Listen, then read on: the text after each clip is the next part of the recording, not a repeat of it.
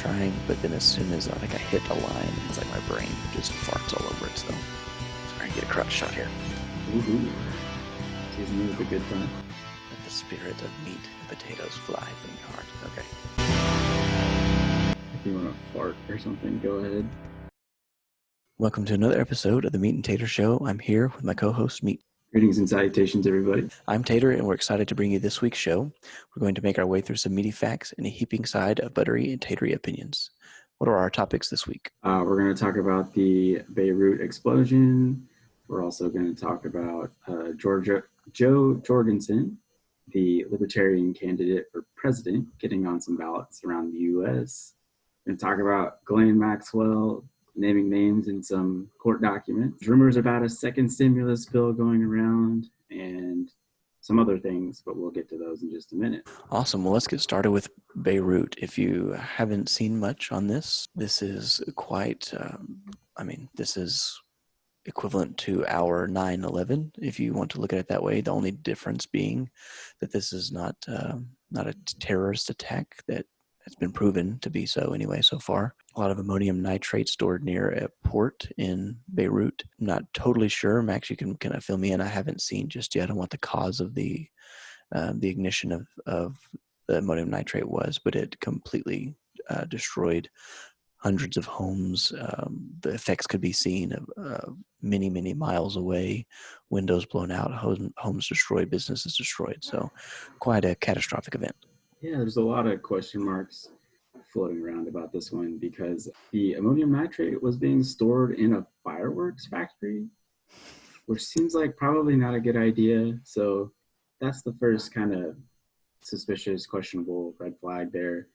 Just before the explosion, you can see like a bunch of fireworks kind of going off just above the building. And then, the now infamous explosion, that there's tons of footage everywhere. We'll probably leave some links down below that you guys can check out. But there's a lot of questions flying around about how, something like that would happen. It had been predicted previously that, that might happen. That stuff was actually stored in a boat in that port just a little ways off, and people thought that it might level the port if it was stored in the boat. So what did they do? They moved it into a building on the port that actually happened to be a fireworks factory. Yeah, I mean, maybe they were just going for the Guinness World Book of Records of most explosive materials in a building. Maybe they're trying to break a record. I think it was the record, or it was really close. It was something. So since we're in Oklahoma City, a little bit of Oklahoma City history for you. The Oklahoma City bombing was an explosion that was, I think, 400 tons of explosives, basically, and the size, so 400, something like that. And then the one in Beirut was like 2,700. So it was like 7 or 8 times the size of that one. It was a huge explosion too, like you said, glass everywhere. Mm-hmm. And if you haven't seen it, you should just take a second and Google a before and after picture of what happened on that port. It is truly a devastating event either way, but there is, there's definitely, it's kind of interesting, like a lot of the questions that have come up about this are why did they seize it? Why did they store it? Where they stored it? Like why didn't they dispose of it? Why? There's just a lot of why questions that nobody is really answering right now. And so it definitely leaves the door open for some suspicion of foul play. I think it's kind of interesting that, there are, the nation of Israel has had some tensions with other countries in the Middle East. And shortly after they were kind of implicated in this, that they struck a deal with the United Arab Emirates to kind of create some neutrality and some common ground with a Muslim nation. And so it's interesting, to say the least. I don't have a lot of information on that. I'm not a world news specialist by any means, but I'm very interested to see where some of these dots might get connected moving forward. Yeah, there was a lot of speculation that Israel at first was to blame for the attacks. And then, like you said, later there's some type of agreement, like the relations afterwards are kind of curious for sure. Mm-hmm. So, yeah.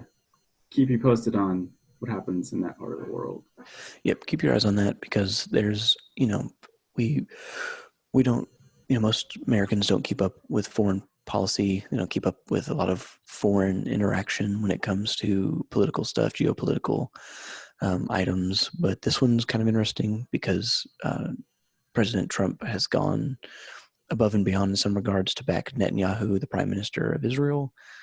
I think I might be getting the political position wrong there, but he may even be president, actually. Well, forgive me for my ignorance on that, but um, they're very closely connected to very conservative-minded political leaders. So we have connections with Israel. We've historically have had connections with Israel and have sided with them at times when the world is kind of appalled at us siding with them. So just kind of keep your eyes on that.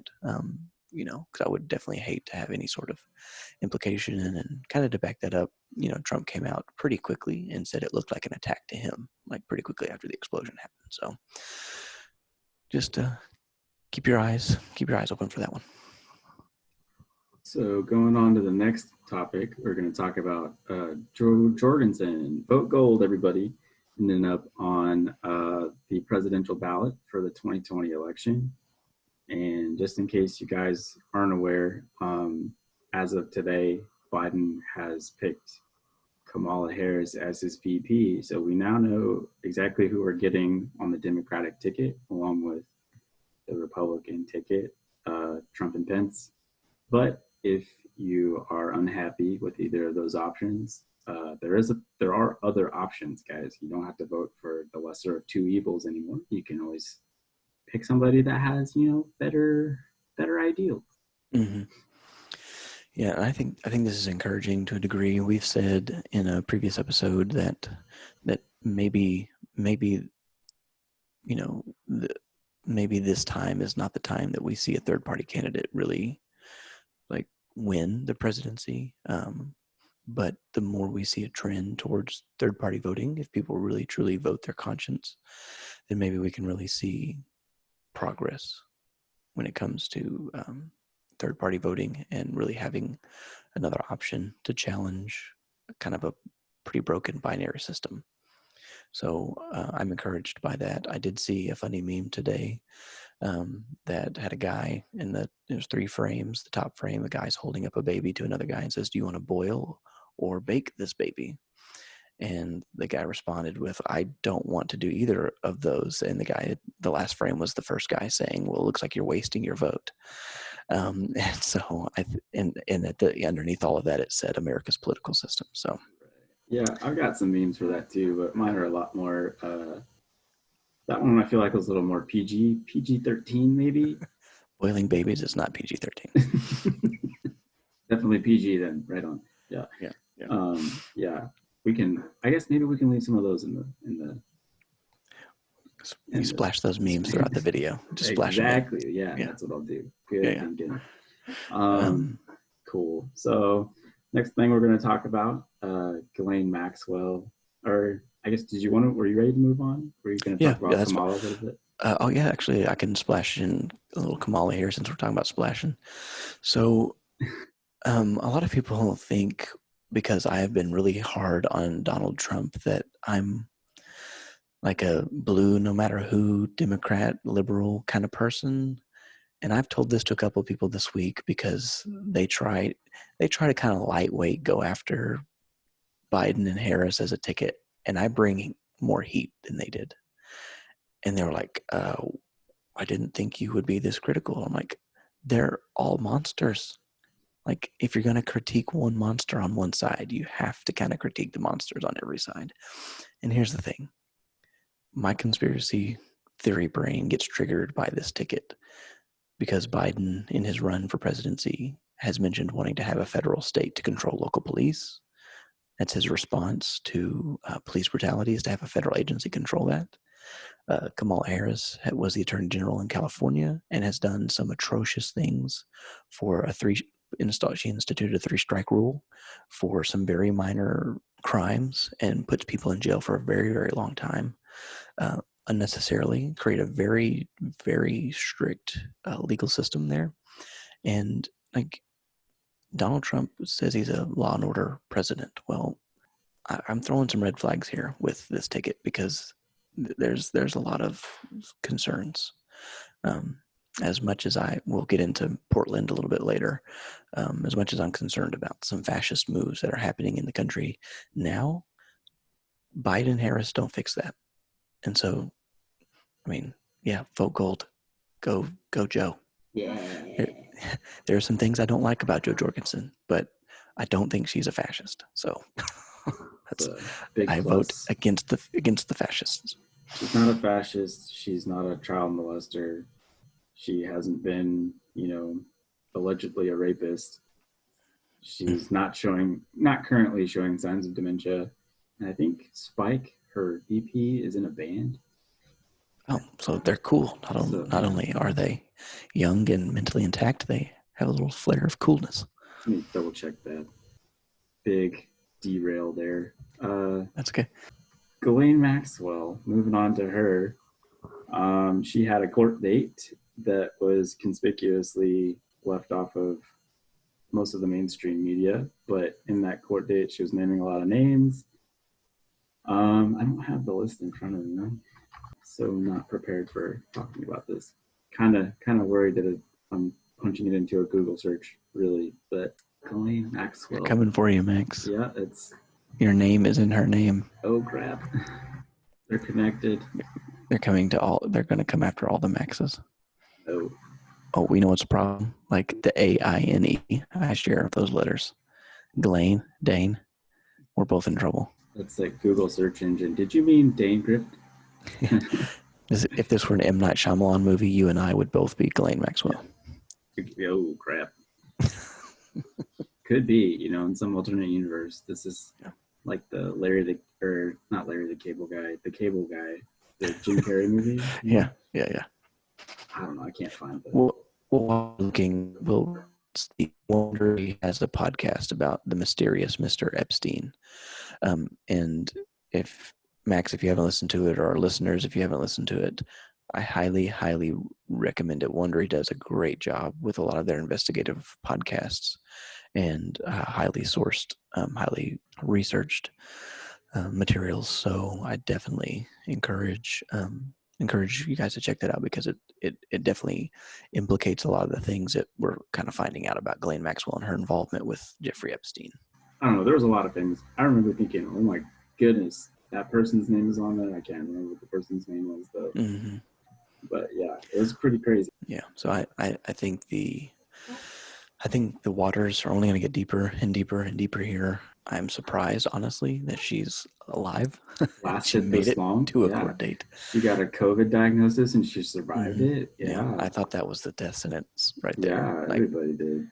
I thought it was. I mean, yeah, this is really strange. She was being held in the same cell that Epstein was being held in for a while, and it's like, well, she survived that too. I don't know. Maybe. Wow, that one's kind of interesting. Yeah, crazy stuff.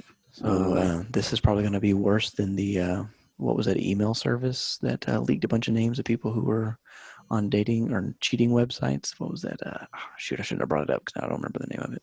I do remember what you're talking about. Dang it, what was that? Anyway, it's not important enough if I can't remember it. But see if Google helps us out on here.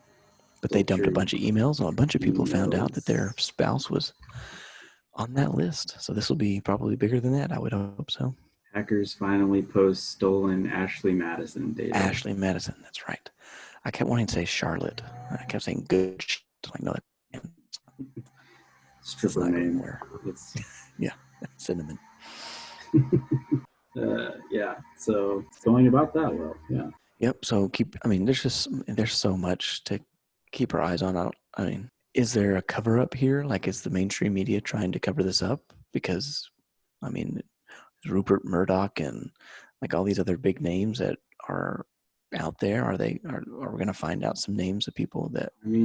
They blew up a port in an entire other part of the world. Whenever I'm not sure about the overlap, but could be a big distraction there. Right. The more distraction you can have from exposing the entire 1% of your country, Could What I do think really did coincide, though, is that stuff with Ghislaine Maxwell and the Portland stuff. I think very there's a interesting. lot closer overlap there. Do you want to talk Mm, about that? What's going on in Portland? yeah, let's get jump into Portland. So, I mean, I'll just call it like I really see it. I mean, we have laws in place that were completely violated.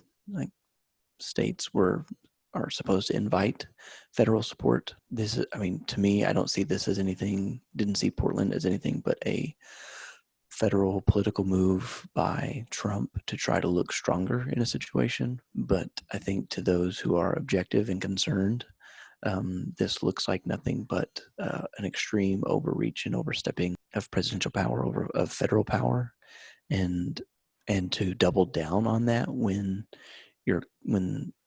mayors and governors are like, hey, like you need to chill out. We didn't invite this. People are identifying themselves. Like they're just snatching people off the streets, throwing them in vans. So Like, paint that picture for us. Like I know that there's kind of two instances of this going on, and so I mm, want to know which one you're referring to because I think there's also another one that has more of a conspiracy theory spin on it. okay, I'm kind of, I don't know. I'm referring to one that I got basically. I listened to NPR, the New York Times, and ABC News. Listened to them discuss this for a few days. I don't know if I have a specific way to distinguish them, but the recording that they used a lot was a woman basically saying, "Who are you? We don't know who you are. Please identify yourselves. Why are you taking him into that van?" And they're recording this whole incident. And the fallout from that was the mayor of Portland coming out and saying, "Look, we don't want you here. We have things under control." And then it kind of just escalated to Trump saying, well, we're not only going to do this in Portland, we're going to take this to Chicago, we're going to take this to other cities where violence is escalating because of protesting and rioting.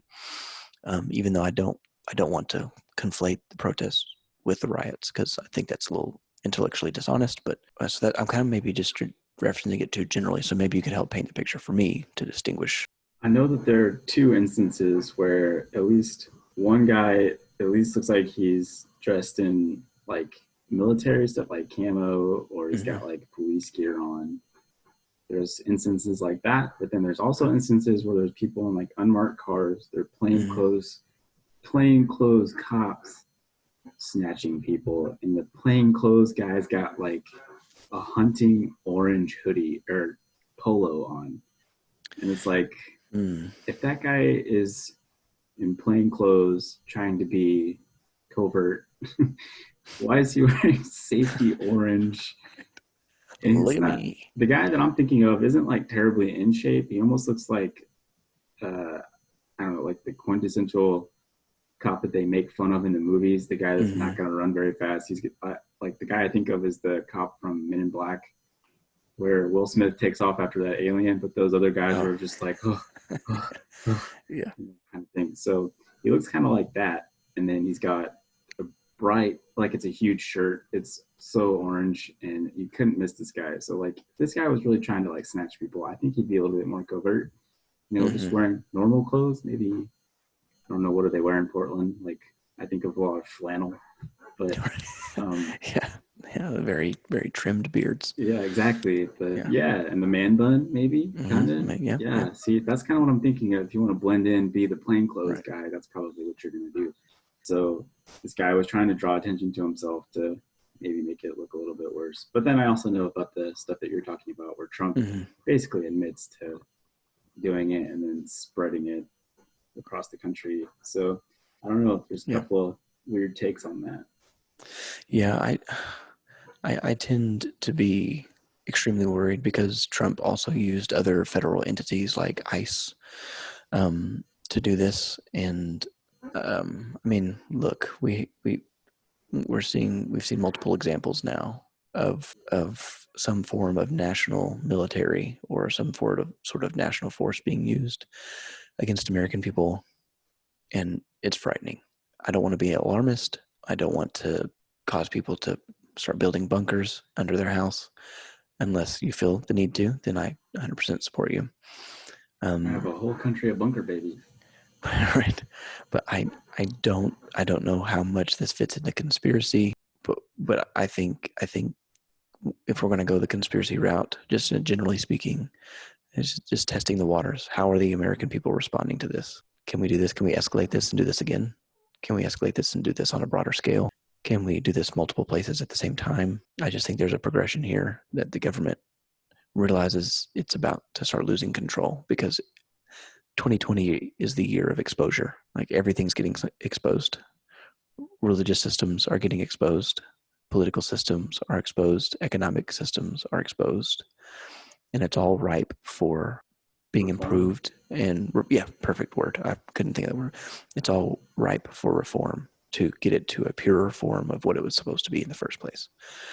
And when you have a government that is built on control and its desire is to control, then I see Portland as it's a test site. That's what it looks like to me, just a test site for bigger things to come. And so, great plug here for Joe Jorgensen. A lot of these crimes are nonviolent. And so, as long as there's no damage to life, liberty, or pursuit of happiness, like a lot of the things that these people are being arrested for, they wouldn't be arrested. So, if that's kind of your thing, not getting arrested for things that probably aren't even really criminal, take a look at Joe Jorgensen. Yes, please do. But a lot of this Everyone, stuff, please do. some of it is kind of coming home to you. You mentioned, kind of in our own conversations, that some stuff is happening in Norman. Yeah, Norman is quite an interesting place in the world right now. I don't fully know what to make of it. It could be, I could be overthinking it, but I have to kind of describe this as a mild civil war within a city. There are signs. I drive by signs all the time that say Unite Norman, which is a conservative group that is upset with the local politicians and the council people who have defunded the police. The police in Norman have been defunded some. The mask institution, the mask requirement in businesses in public, and also there's one more thing and it just left my brain.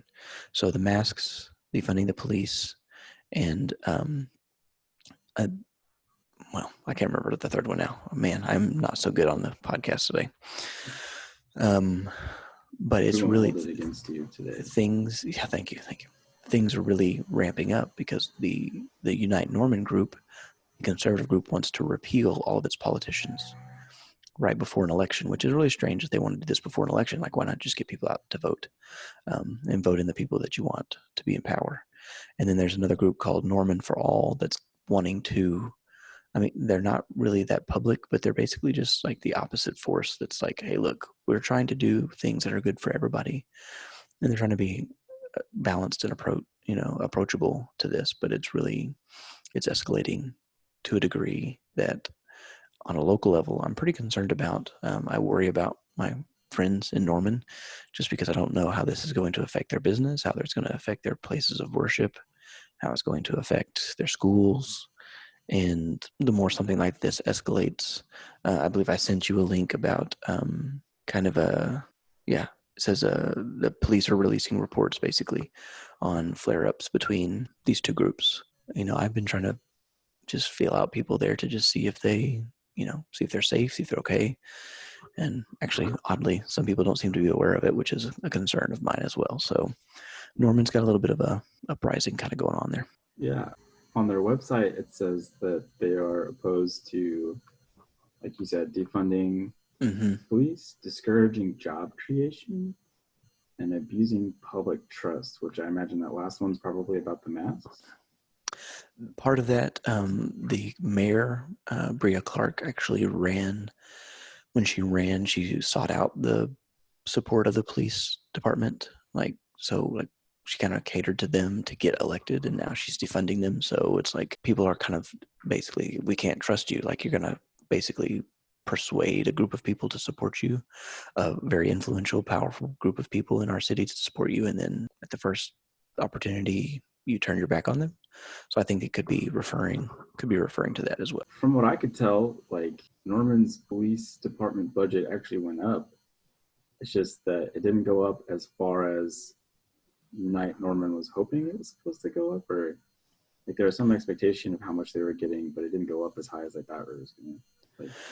Like, I think they cut money, excuse me, money from the budget, which is different than taking money directly from the department, okay, if that makes sense. Like yeah, the proposed budget did not increase because if you look at Oklahoma City, that's who I'm most familiar with. Like they design increases into the budget because you have a rising population, you have just so many different things that you want to increase your budget for certain departments, and it's like, okay, every year we're going to bump this up X amount of dollars. And Norman didn't do that for their police department. I think it was like almost a $900,000 loss, if I remember correctly. okay. The thing that I said or saw said it went up like $250,000, but the expectation, like the year before, it had gone up almost $1 million. Mm-hmm. So So like that, the expectation is that it should have gone up more than it did, and yeah. so actually, even though it went up, they had to cut a couple of positions because it didn't increase enough or something like that. Mm-hmm. Yeah, so that's kind of what's going on in Norman. People mad about defunding the police. And it's funny that you said masks because over in Nashville, one of the city councilwomen is recommending people that aren't wearing masks get attempted murder charges. How do you feel I, about that? I, I just wish that we could have progress without stupidity. Um, because I'm pro-mask. I am. I'm pro-mask mandate only from this standpoint is that the general public was given an opportunity to be smart and to do the right thing and to be compassionate and caring about their neighbor, and they didn't do it. They just kind of continued to ignore it. Things flared up. Things got worse than we expected. Things that worse than we wanted. And so it's like, when you parent children, you give them freedom to be themselves, exercise their freedom, and then when they violate that freedom by Rein it in. being little jerks, you got to rein it in. Doesn't mean you love them any less. Doesn't mean that they don't have certain freedoms. Doesn't mean that they don't, they're any less, that the relationship is damaged. It just means you have to put in precautions to protect your child. And your child, guess what? Your child's not going to necessarily agree with your mandates of going to bed on time and to not Exactly. throw food at the wall. Like, Or at your head. yeah. So, um, yeah. So, I told my daughter the other night to not stomp on my neck, but, she didn't like it because she wanted to stomp on my neck. But, for my health and for her future, I don't need to die from asphyxiation from a broken trachea. That So, wouldn't be good.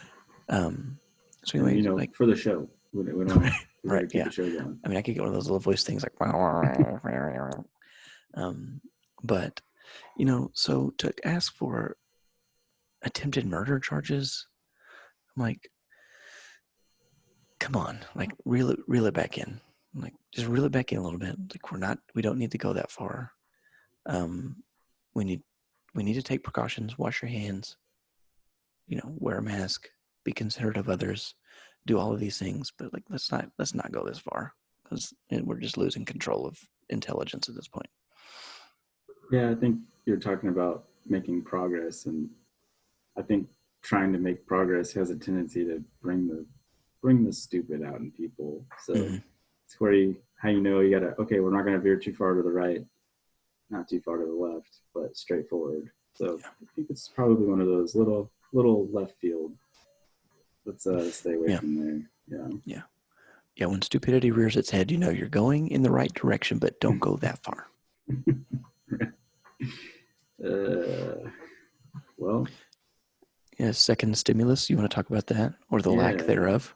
Well, so it's on the table. That's about as far as it's gotten so far. You know how long it's Republicans, been on the table, though? since the first stimulus bill, I believe. Since May.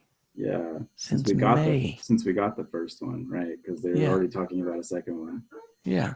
and so yeah, they just can't stop bickering about what kind of legislation, what kind of additional legislation they want to put, which to me is, I don't know, is frightening. That Mm-hmm. people have agendas to try to push in a time where agendas should really be set on the back burner. So this is kind of that whole like. First of all, I don't believe that coronavirus is a hoax. Like I think it's real enough that you need to take it seriously. Like if people that are vulnerable to it get it, they have horrible outcomes. But I also think that I think I've said it before, but people that are politicians, uh, they never let a good crisis go to waste. Right. And Yes. so this is 100% their opportunity to pass through something. They know this bill is going to pass as long as they can get some stuff right on it. So what are we going to try to get put on it? But when people are like suffering because of lockdowns and health problems and everything else in between, financially, economically, the issues that I'm having with politicians right now, just like where's the wood chipper? Yeah. You're all Yeah. useless to me right now. So Yeah. Absolutely. Yeah, and it's the fact that they come to the table knowing that 95% of the country is being affected in some way, but because it doesn't directly affect them, they feel like it's something that can get pushed off until they can get what they want. so they can, I don't know what the political resume is. It a resume for politicians? Whatever they want to have that bill say, oh, I was able to push this bill through Mm-hmm. later in case Right. they want to Right. elevate their position or something Mm-hmm. like that. So I kind of see why they're doing it, but I don't appreciate it. And it's like I said, it's frightening to me that people Mm-hmm. have their own career to think of like that whenever it's their job to worry about the Yeah. American population. So Yeah. Like when you have 10.5 million of a shared constituency without a job. 10.5 million yikes. people. That's a staggering number. Like you can't even wrap your head around like how many people that is that just don't have a job, can't go back to work, can't find work. They're wanting to work, because the whole thing about, from one political perspective is, hey, we don't want to give too much of a boost. We don't want to give them the 600 extra dollars on their check because they're just not going to want to work. Well, guess what? That's not the majority of everybody. People want to get back to work. They want to exercise their mental health outside of the home and feel better. They want to make money for their family. They want to further their future. They want their kids to go back to school. Like people want normalcy. So, and then you got to the other side, which is, let's just print money. Let's just print money for everything. And let's just get 5 trillion, sorry. Let's just get $5 trillion out of thin air, and Yeah. we'll tax the grandchildren of Generation Z, and we'll take, when our grandchildren take over as politicians in this country, they'll have plenty of tax money to sit fat and happy on. And it's just like, come on, people. Like we have people that will die, people that will get sick, people that will suffer greatly. And you want money for the Pentagon and you want money for the Green New Deal. And then you also want to piggyback voting for or against this for your resume.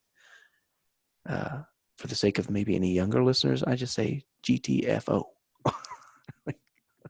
just to not say the whole thing. I abbreviate. Sorry. Super cheesy, but I was. that's what you get with taters. You get cheese with taters. So Yeah, but I don't know. I guess the silver lining is that we're getting money at some point if they can agree on something. maybe. Maybe, yeah. There's relief somewhere in the future. Mm, When? Who knows? But yeah, it's at least on the table. yeah, yeah. But it's the unfortunate thing is the American people are coming across as expendable for political gain, Very much and so. it's got to change. It's got to change. Because I have a coworker who is like, he's like, hey, I've watched some of your podcasts. I like some of the things you and your friends say, but listen, you're gonna have to do it my way. And I'm like, what's your way? He was like, kill him in the streets, hang him in the streets. Do you remember the French Revolution? Like, uh, drag the politicians out of the house, hang him in the streets. I'm not gonna name my coworker so he doesn't get a visit from the FBI or the CIA. But it's like this is what people will eventually resort to if you oppress them long enough. And I just history will repeat I itself for I just sure. hope it doesn't happen in America. I really don't, because we're supposed to be different, Yeah, I and mean, it I know looks. I kind of see it because like it's similar to how people feel about social media. Like people talk trash on social media all the time because they're not afraid to get punched in the face anymore, right? Mm-hmm. And so it translates to toxic conversations on social media. And so when you're so far distance, like there's that distance between politicians and the general population, they start to do things that, like you said, it comes off as oppression. And Mm-hmm. so there's only so far that we can tolerate that. Yeah. So it means our real heroes are men, like the journalist who threw shoes at George Bush's head. Like those are the real heroes of everything. Next If you're not time, let's upgrade it to a hand grenade. And right, if you're not willing to throw a shoe grenade at a politician, then you don't care about America. the James Bond shoe grenade, yeah, Right. this is gonna Yeah. it's gonna be exciting times next year. It's gonna be a good Yeah. year. Well, so something I find, well, we can get into this conversation on another episode if you want, but I found it very interesting, the videos of just men and women of different colors marching in some of these places fully loaded, like basically like it doesn't matter. Like people who people who know what oppression is from the government are going. They're already ready. They're ready. Was it like the Black Panther videos? Is that what you're talking Mm-hmm. about? Yeah, Mm-hmm. Like they're ready. Don't worry. yeah. Like it's going to be the people you least suspect. Like you're going to knock on the wrong door. You're going to oppress the wrong people, and it's going to be a fire starter for complete upheaval. Until next time. Until next time, when Dane is calling in from jail. Did they let you do that? Is that going to be your one phone call talking to me on a Zoom meeting? Gulag. Gulag. Sorry, you cut out there. What did you say? So I'll call in from the gulag. Right on. Here we Mm-hmm. go. Live from who knows where. Yeah. No, I know it sounds alarmist, and I apologize for those who might have anxiety or are triggered by an alarmist mentality. But gotta if you don't say it, you don't put it out there. I mean, then I feel like you can get caught by surprise, and I just don't want to get caught by surprise when this all goes down. Rather be wrong. Mm-hmm. Absolutely, Yeah. please prove me wrong. I'll gladly be proven wrong. But if you're right, it's I told you so. Yeah, that's right. That's right. All right, guys. Well, that's our show. Thank you guys for tuning in. Please subscribe to our channel, comment, leave us what you think, leave us some reviews, and check out all the sources in our show notes. And don't forget to follow us on Twitter and like our Facebook page. Follow us there as well. And until next time, keep those tinfoil hats nice and shiny. And sleep tight, guys. Don't let the lizard people bite. Right on.